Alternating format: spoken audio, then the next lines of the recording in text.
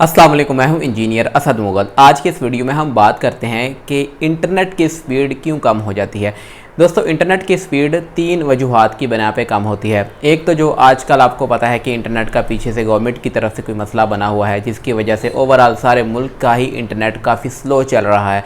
दूसरे नंबर पे होता है जो आपके सर्विस प्रोवाइडर्स हैं, यानी कि जिन कंपनीज़ का आप इंटरनेट इस्तेमाल करते हैं, वहाँ पे कोई टेक्निकल फॉल्ट आ जाता है, जिसकी वजह से उस कंपनी की या उस सर्विस प्रोवाइडर के जो अंडर जितने भी एरियाज़ आते हैं वहाँ पे स्पीड कम हो जाती है। तीसरे नंबर पे जो आम तौर पे कॉमन मसला होता है वो ये है कि जो आपका राउटर है या जो आप डिवाइस इस्तेमाल करते हैं वो बहुत ज़्यादा गर्म हो जाती है। जैसे ही उस डिवाइस का टेम्परेचर बढ़ता है तो वो अपने सर्किट को महफूज करने के लिए स्पीड कम कर देती है।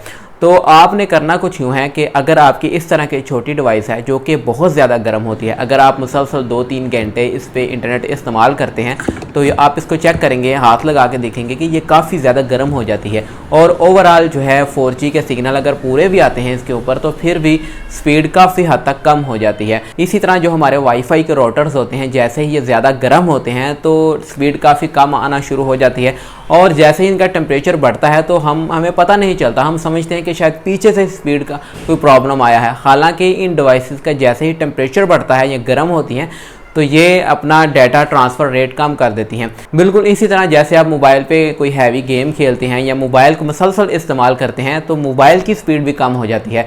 इसी तरह लैपटॉप के ऊपर जब आप कोई हैवी काम करते हैं, मुसलसल आप लैपटॉप को गर्मी में इस्तेमाल करते हैं तो उसकी भी स्पीड कम हो जाती है। जितनी भी इलेक्ट्रॉनिक डिवाइसेज होती हैं, जैसे ही इनका टेम्परेचर एक हद से ज़्यादा जाता है ऊपर, तो ये अपने आप को अपने सर्किट को प्रोटेक्ट करने के लिए अपना जो है काम थोड़ा स्लो कर देते हैं। तो ये अपने सर्किट को महफूज बनाने के लिए एक सेफ़ मोड में चलना शुरू हो जाते हैं, जिसकी वजह से आपको अच्छी परफॉर्मेंस नहीं मिलती।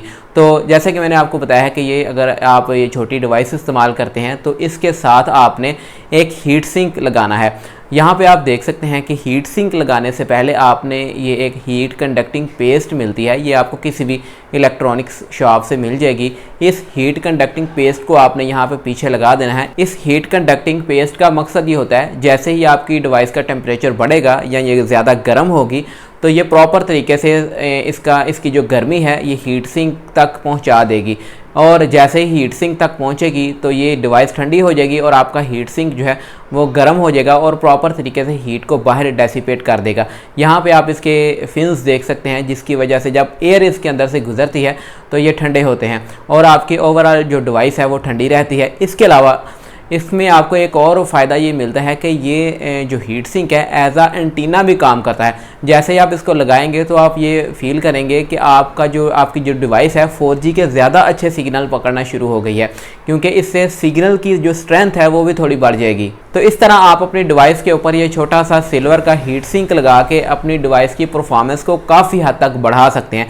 ये मार्केट से आपको 100 या 150 रुपये का मिल जाएगा, कोई ज़्यादा महंगा नहीं है। इस तरह हीट सिंक को लगाने के बाद आप अपनी डिवाइस को 24 घंटे चलाते रहें, आपकी डिवाइस जो है वो ठंडी रहेगी और अच्छी परफॉर्मेंस आपको देगी।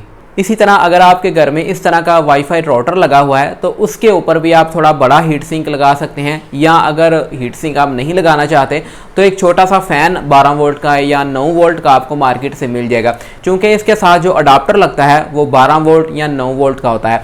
उसी अडाप्टर के साथ ही आप ये छोटा सा फ़ैन जो है वो लगा सकते हैं। प्लस के साथ प्लस की तार लगा दें और माइनस के साथ माइनस की तार लगा दें। आपने इस फ़ैन की जो डायरेक्शन है वो इस सुराखों की तरफ नहीं करनी, क्योंकि जब फ़ैन आपका मुसलसल चलेगा तो वो बहुत ज़्यादा डस्ट जो है वो अंदर लेके आएगा। तो अगर डस्ट इसके अंदर मुसलसल जाती रहेगी तो आपका सर्किट डैमेज हो जाएगा।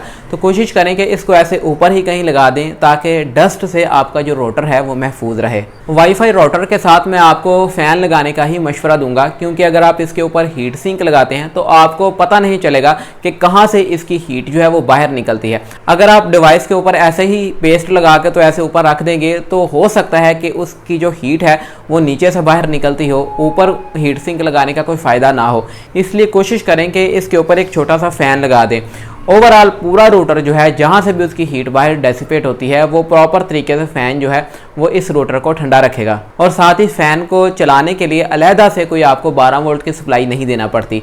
जो रोटर के अंदर जाती है 12 वोल्ट की सप्लाई, उसी के साथ आपने इसको अटैच करना है। दोस्तों उम्मीद करता हूँ कि आपको वीडियो काफ़ी इन्फॉर्मेटिव लगी होगी। अगर वीडियो पसंद आए तो छोटा सा लाइक ज़रूर कर दिया करें, काफ़ी ज़्यादा मेरी हौसला अफजाई हो जाती है। मिलेंगे इंशाल्लाह एक नई वीडियो के साथ, तब तक के लिए इजाज़त दें। अल्लाह हाफिज़।